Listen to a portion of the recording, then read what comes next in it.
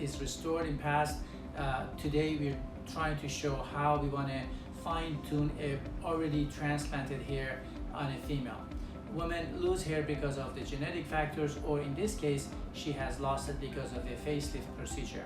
So when we do facelift procedure, there's some scars involved, some thinning in front of the scar, some thinning in front. So we took care of all of that in last procedure. If you look at this video, these pictures, these are before pictures. You can see that hairline is thinning all the way through, and you can see the corners are going back, and the temporal points in front of the scar of the facelift has been lost. And this is after procedure. After one procedure, we give her a nice and solid hairline, restore that widow's peak, restore those humps. But when we look at it from the side, we see that she can probably use a little more fine tuning here to make it even denser and fuller, and temporal points could be a little bit more closed for a better look of the face.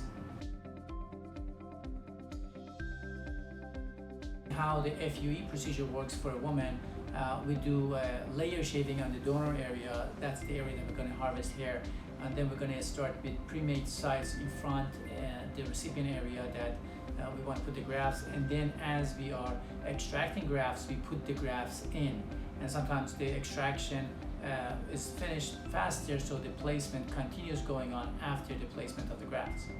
Patients having complete numbness with local anesthesia, and there is some sedation on board too.